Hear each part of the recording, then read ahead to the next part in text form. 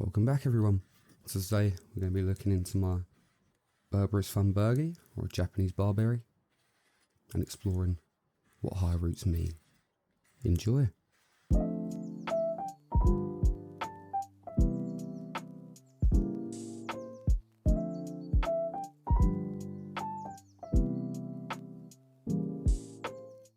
So this tree is another nursery find in a local garden centre. I picked this one out of a bunch of them, to be fair. I think there's about 20 of them. They sold quite a lot there. Strangely enough, I actually looked at the root base on this one, so if you can see just above the soil there, it looks like it's got a good nabari to go with it already. Doesn't turn out to be the case, but as we dive more into the video, you'll see why. And it also kind of made me think, well, maybe I should put out a bit of information of why I cut the high roots off and what high roots even mean. You know, I understand there's probably a lot of people that come across this content that don't know the bonsai world. I know that one looked a bit savage, but it's just an easy way to get through the majority of the root ball. Seems like this tree was growing quite healthy anyway in the soil that it was in, but me wanting to get into a smaller pot, and I picked out the perfect pot for it there on the right. Nice red pot with some black spotted glazing. And here we go, is a removal of them top roots once I realised where the actual root base was, or the majority of the roots were. Started working on reducing that down to a good size. And I'm just using a bamboo chopstick here, just trying to get through some of these roots and untangle them a little bit and get the soil out. So we use bamboo. Generally it's the softest wood you can find, so it shouldn't be harming the trunk or harming any roots as well, as long as I'm not stabbing straight down into them and ripping them apart. And then from time to time I'll be pulling out the longer roots. They kind of intertwine over time. Yeah, in general this one had a good root base to it, you know. There's a fair few medium roots at the base of the tree, and then they're grown into finer and finer roots, which is good to see.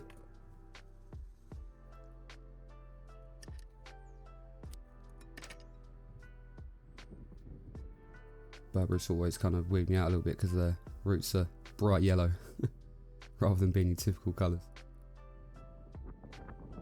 They look a bit toxic. Then here I'm just cutting off the roots that are growing straight down. You know, obviously I want to get this into a pot.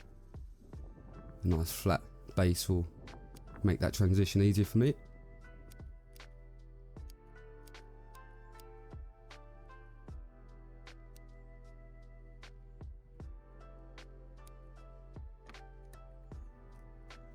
Let's explore why high roots can be an issue.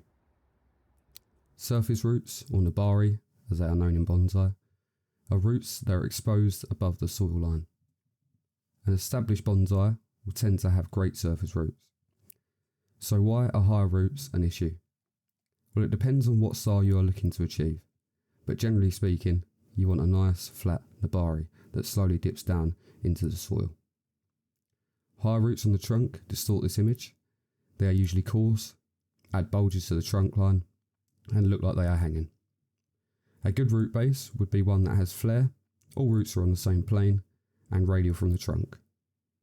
If we were to cut the finer roots and keep the higher roots, which we can do, we would lose a section of the trunk, which is valuable when it comes to miniature trees, as well as a weaker root system from the get-go.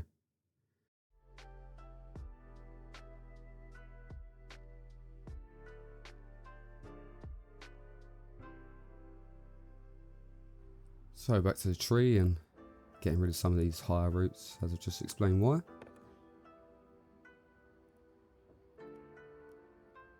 But it always depends on the style that you're going for the tree. You know, there are some styles in bonsai, exposed root, for example, where you can have all the craziness of the roots going on. But this one I see being more of a broom style kind of tree going forwards, which I suppose would be your most generic kind of obvious style to go for on a bonsai tree.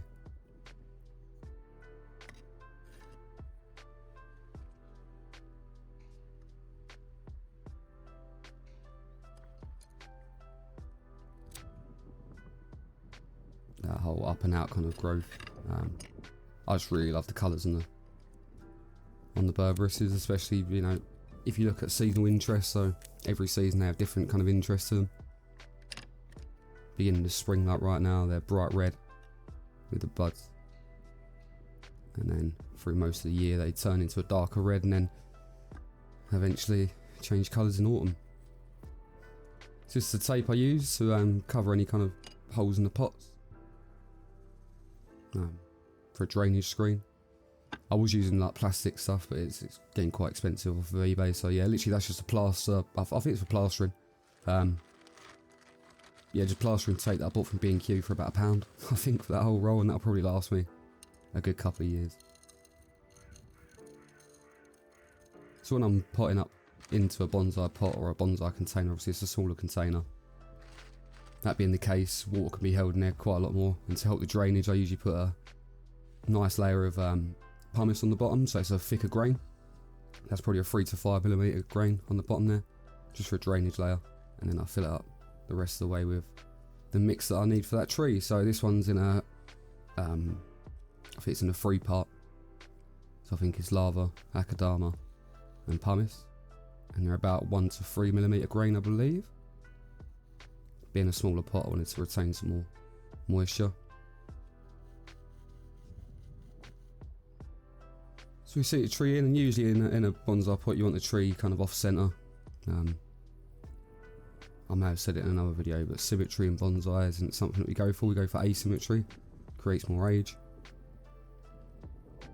That's true for the pot as well, so how the tree sits in the pot. So just a little bit off left there, off left of centre, and then we're just going to fill this back in with the remainder of the soil. So once you've got a good amount on there, it looks a bit piled up for now, but the chopstick will come back out. And what we'll be looking to do is find any kind of air pockets that are in there, and working that soil into the root base.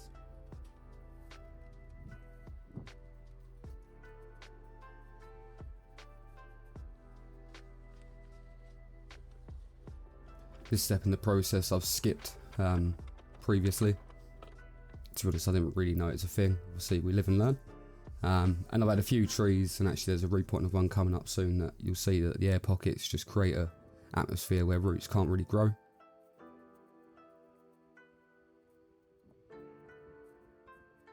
And obviously the health of the tree is the most vital part of bonsai.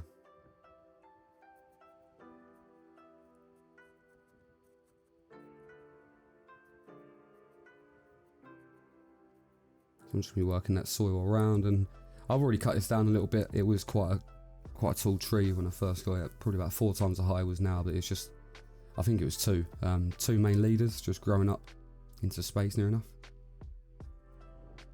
Obviously with the size of the trunk at the moment, I'm looking to be making like a Mame / Shohin kind of size tree. So for those that don't know, bonsais come in many different sizes, and there's specific names attributed to them sizes, obviously Japanese names. Mame is, I believe, I can't remember what the size is.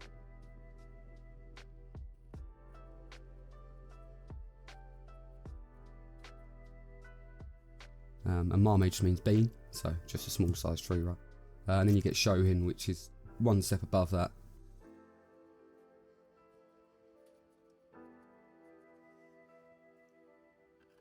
Just because of obviously the size of the area that I work in, and where I can keep the trees, I can't really have too many trees that are bigger than that. I wish I could. One day.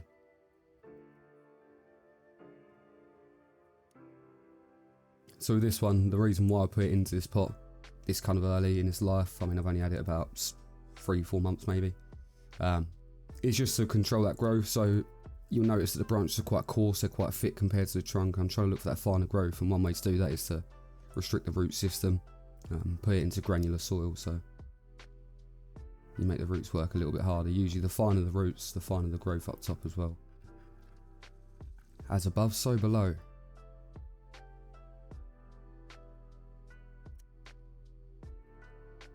And I'm just going to tidy up any kind of surface roots that we've got going on.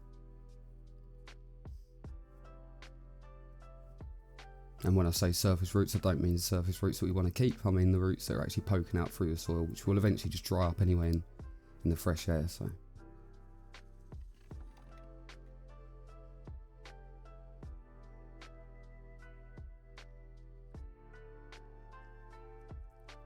give that a light watering, make sure the water's coming through nicely. So with bonsai soil being so inorganic and granular, of course the watering needs to change. So for anyone who doesn't know. So any kind of trees that I've got in a bonsai pot, I tend to water them 2 to 3 times a day in summer. Usually 2 times a day in spring. Well, where I am in the UK, we get enough rain anyway, so they don't really need much water over the winter, only if they're really dry.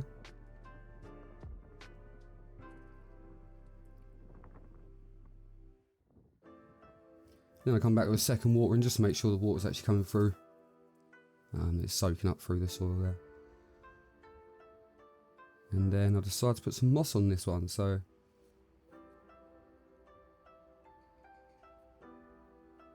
as far as I'm aware, the best way to do moss is actually to mix moss that's around your area with sphagnum moss, shred it all up, dry it out, and then use it as a top covering. Unfortunately, I haven't really had the time to do that kind of thing, so I've just had a pot of moss that's been growing.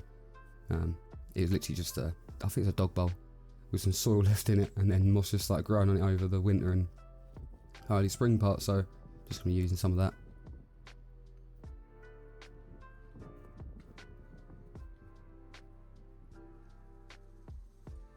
Some people say that moss growing on the soil stops the water penetrating. I mean, I've never had any issues with it. I think if the moss does stop the water going through, then obviously get rid of it, but whatever works for you, right? And that just about wraps this one up. Hope you enjoy, and I'll see you again soon.